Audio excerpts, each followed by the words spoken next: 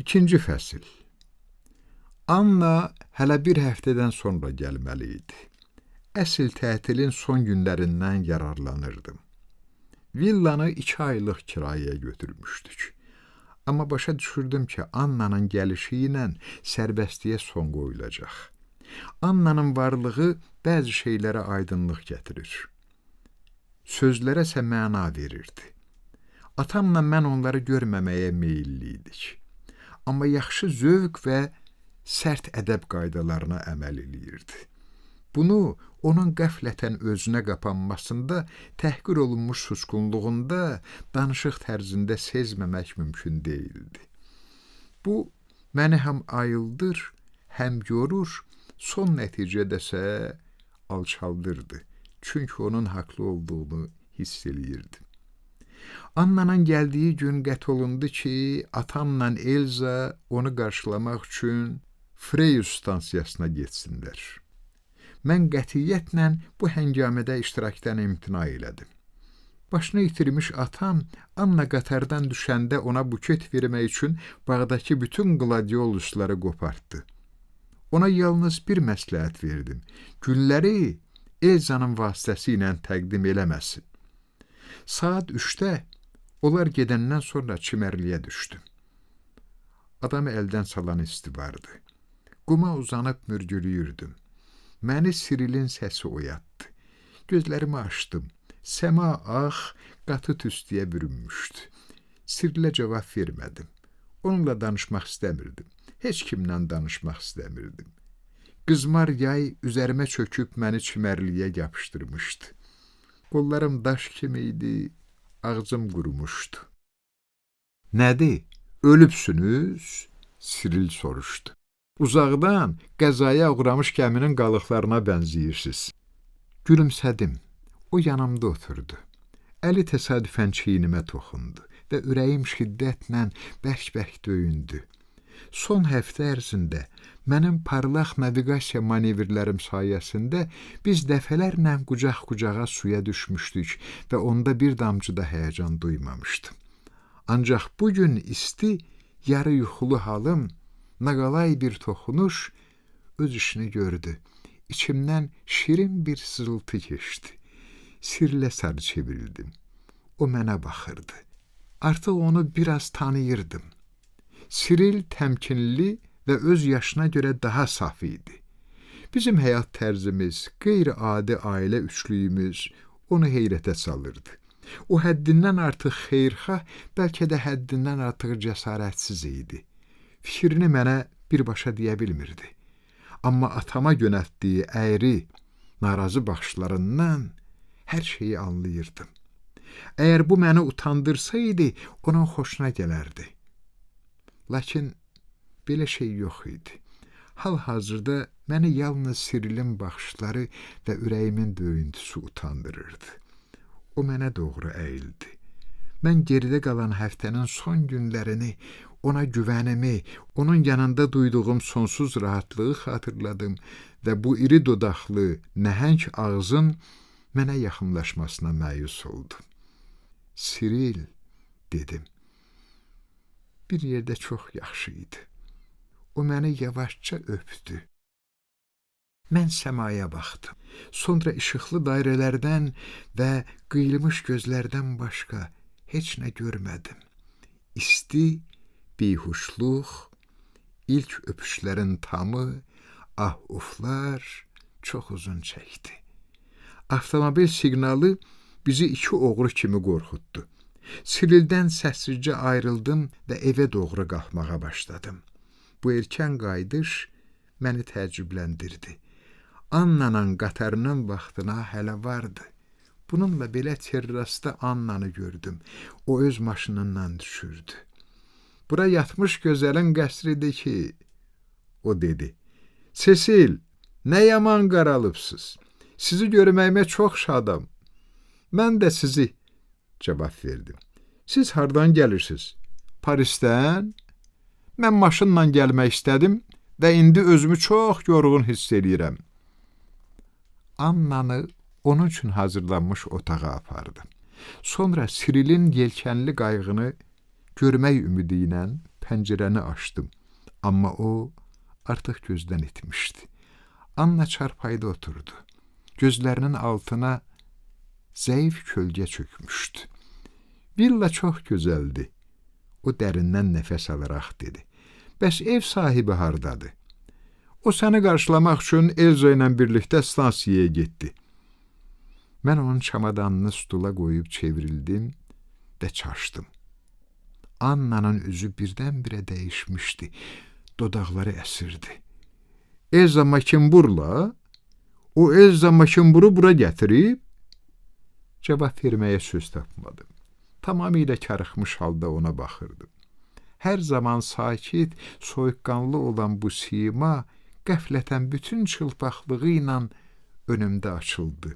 Mənə minlərlə tapmaca verdi. Anna dalğın nəzərlərlə sözlərimin təsirindən yaranmış obrazların arasından mənə baxırdı. Nəhayət məni gördü və üzünü çevirdi. Gərək xəbər verəydim, o dedi. Amma elə tələsirdim və elə yorğun idim ki. Və indi mən qeyri-iradi davam elədim. İndi nə? O soruşdu. Baxışları anlaşılmaz və nifrətlə doluydu. Axı nə baş verib? İndi siz gəlibsiz. Küt-küt dedim və əllərimi ovuşdurdum. Bilirsiniz, burada olduğunuza çox sevinirəm. Sizi aşağıda gözləyəcəyəm. Əgər bir şey içmək istəsəniz, əla barımız var. Mən rabitəsiz halda mızıldana çıxdım və çaşınlıq içində pillələri inməyə başladım. Üzündəki o ifadə, o titrəyən səs, qəfil zəiflik nə deməkdir? Şezlonga oturub gözlərimi yumdum. Annanın sərt, qətiyyətli sifətindəki həmişəki ifadəni xatırlamağa çalışdım. Kinayəli, rahat, hökümlü. Sən demə, o da zəif ola bilirmiş. Bu məni həm riqqətə gətirdi, həm də məyus oldum. Bəlkə o atamı sevir, onu sevməyi mümkündürmü? Atam qətiyyən onun zövqündə deyil. O zəif, yüngül xasiyyətli, bəzən də iradəsiz adamdır. Bəlkə hər şeyin səbəbi yol yorğunluğu və təhqir olunmuş əxlaq qaydalardır.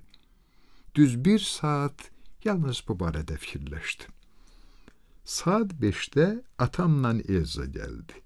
Onun maşından necə düşdüyünə baxaraq anlamağa çalışırdım ki, Anna onu sevə bilər ya yox. Atam başını azca dik tutaraq cəld addımlarla yeriyir və gülümsüyürdü. Ağlıma gəldi ki, Annanın onu sevməyi mümkündür. Onu istənilən qadın sevə bilər. Anna gəlmədi, o qışqırdı. Ümid edirəm, vaqondan yıxılmayıb. O öz otağındadır, mən dedim. Maşınla gəlib. Doğrudan? Əla. Onda bu gülləri ona ver. Mənə gül gətiribsiz? Annanın səsi eşidildi. Çox sağ olun. O sakit, gülümsəyə-gülümsəyə pilləkənlərlə atama doğru enirdi. Əynindəki paltar elə bil heç çamadanda olmamışdı. Təəssüflə fikirləşdim ki, Anna maşının gəldiyini eşidəndən sonra aşağı düşdü. Halbuki bunu daha əvvəl deyiləyə, gəlib mənimlə danışa bilərdi. Heç olmasa imtahanım haqqında. Yeri gəlmişkən imtahandan kəsilmişdim. Sonuncu fikir məni sakitləşdirdi. Atam ona tərəf cumdu, əlini öpdü. Mən 15 dəqiqə əlimdə gül dəstəsi, üzümdə axmaq təbəssüm platformada gözləmişəm. Allaha şükür gəlib çıxdınız. Elza Makinburla tanışsınız? Mən gözlərimi yayındırdım. Deyəsən qarşılaşmışıq. Anna çox nəzakətli şəkildə cavab verdi. Otağım möhtəşəmdir. Raymond, məni qonaq çağırmağınız böyük lütfkarlıqdır. Çox yorulmuşdum.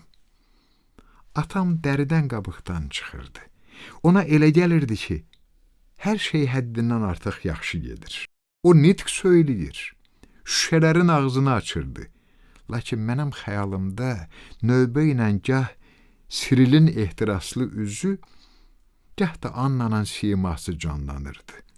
Çılğın qəlb sarsıntılarının dəyişdiyi iki üz, və tətilimizin atamın düşündüyü kimi dinc keçəcəyinə şübhə eləyirdim. İlk şam yeməyimiz çox şən keçdi. Atamla Anna azsaylı, ancaq son dərəcə koloritli ümumi tanışlarımız haqqında danışırdılar. Mən onları söhbətlərini məmnuniyyətlə dinləyirdim. Birdən Anna elan elədi ki, atamın şəriki mikrosefaldır. Mikrosefal, başı çox kiçik olan adama deyirlər. O içməyi çox sevirdi, amma yaxşı adam idi. Atam, mən və o dəfələrlə üçlükdə şam eləmişdik. Lambar çox məzəlidir, Anna, mən etiraf elədim. Onun yanında darıxmaq mümkün deyil. Razılaşın ki, o məhdud adamdır, hətta yumoru belə. Ola bilsin, onun düşüncə tərzi biraz fərqlidir, amma sizin düşüncə tərzi adlandırdığınız şeyə ağlın azlığı demək daha doğru olardı. O təkəbbürlə dedi. Annanın fikrini müxtəsər, bitkin şəkildə ifadə eləməsinə valih oldum. Elə cümlələr var ki, onlardan mənə nəfis intellektual havası gəlir. Hətta axıra qədər anlamasam belə, onlar məni məftun eləyirlər. Annanın sözlərini eşidəndə yanımda qeyd dəftərçəsi və qələm saxlamadığıma görə peşman oldum. Bunu Annaya da dedim. Atam güldü. Ən azından küsəyən deyilsən. Mənim küsməyim üçün səbəb yox idi. Çünki Annada heç bir qərəz hiss olunmurdu. O son dərəcə laqeyd idi. Mühakimələrində hiddətdən xəbər verən qətilik, şərtilik yox idi. Lakin bu, onları daha da sərrast eləyirdi. Həmin birinci axşam Anna sanki birbaşa atamın yataq otağına girən Elzanın təsadüfən ya da qəsdən göstərdiyi diqqətsizliyə fikir vermədi. O mənə öz model kolleksiyasından yun köynək hədiyyə gətirmişdi. Amma dərhal mənim təşəkkür etməyimə mane oldu. Minnətdarlıq izharları onu bezdirirdi. Mən sevincimi bildirməyə həmişə çətinlik çəkirəm. Buna görə də özümə artıq əziyyət vermədim. Məncə bu Elza çox yaxşı qızdır. Mən getməyə hazırlaşanda Anna dedi. O gülümsəmədən düz gözlərimin içinə baxırdı. Onlarda şübhə axtarır və nəyin bahasına olur olsun, onu dağıtmağa can atırdı. İstəyirdi ki, ilk anda özünü saxlaya bilmədiyini mənə unuttursun. Hə, o çox füsunkar qızdır. Çox yaxşıdır. Dilim topuq vurdu. Anna güldü. Mən isə pərt halda yatmağa getdim. Yoxlaya-yoxlaya fikirləşirdim ki, yəqin Siril indi kanda qızlarla rəqs edir. Hiss edirəm ki, ötürürəm. Əsas şeyi ötürməyə məcburam. Dənizin varlığını, onun arası kəsilməz ritmik uğultusunu, günəşi.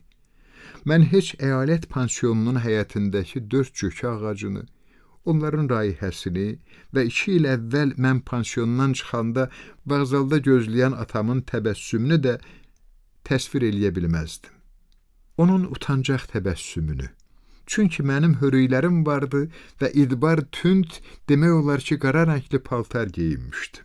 Sonra maşındakı qəfil qələbə sevinci qığılcımını da, o gözlərimin, ağzımın ona bənzədiyini görmüşdü və anlamışdı ki, mən onun üçün ən sevimli, ən gözəl oyuncağa çevrilə bilərəm. Mən hər şeydən xəbərsiz idim. O mənə Parisi, dəbdəbəni, yüngül həyatı göstərdi. Yəqin o vaxt mənə həzz verən şeylərin əksəriyyətini, maşını sürətlə sürmək, təzə paltar geyinmək, ballar, kitablar, çiçəklər almaq, pula borçluyam. Mən günü bu gündə o yüngül həzlərə görə xəcalət çəkmirəm və onlara yüngül deməyimin yalnız bir səbəbi var. Başqaları mənim yanımda onları belə adlandırıblar. Əgər doğrudan da nəyə görəsə peşman olsaydım, nədənsə üz çevirsəydim, bu dərdlərim mistisizmə meylim olardı. Həzz, xoşbəxtlik yanğısı mənim xasiyyətimin yeganə dəyişməz cəhətidir. Bəlkə mən çox az mütaliə eləmişəm. Pansiyonda yalnız əxlaqi, öğüd nəsihət verən kitablar oxuyurlar. Parisdə isə mütaliəyə vaxtım yox idi. Dərslərdən sonra dostlarım məni kinoya, aktyorların adlarını bilmirdim, bu da onları təəccübləndirirdi. Ya da terrasına günəş şüaları dolmuş kafelərə aparırdılar. Mən qələbəliyə qarışmağın, qurtum-qurtum şərab içməyin, sənin gözlərinə baxan, əlindən tutan, sonra həmin qələbəlikdən uzaqlaşdıran biri ilə olmağın sevincini, həzzini yaşayırdım. Biz küçələri dolaşırdıq, evimə çatırdıq. Onda o məni giriş qapısına itələyirdi və öpürdü. Mən öpüşlərin gözəlliyini kəşf elədim. O xatirələrin adları vacib deyil. Jean, Hubert, yaxud Jacques. Bütün gənc qızlar üçün bu adlar eyni cür səslənir. Axşamlar mən böyüyürdüm. Atamla cəmiyyət içinə çıxırdım. Orada mənə aid heç nə yox idi. Ancaq yetərincə rəngarəng adamlar toplaşırdılar və mən öz gəncliyimlə həm əylənirdim, həm də başqalarını əyləndirirdim. Geri qaydanda atam məni evin yanında düşürdür, sonra isə adətən xanımını ötürürdü. Onun nə vaxt qayıtdığını eşitmirdim. İstəmirəm elə təsəvvür yaransın ki, güya atam öz əlaqələrini gözə soxur.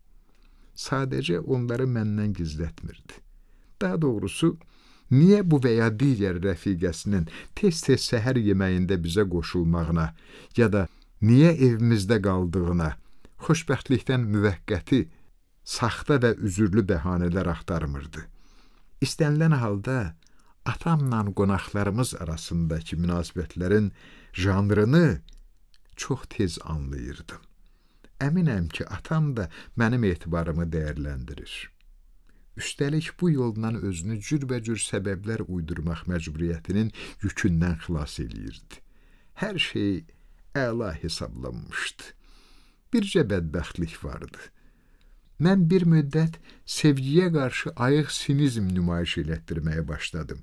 Ki, yaşımı və həyat təcrübəmi nəzərə alsaq, bu daha çox gülməli idi, nəinki dəhşətli.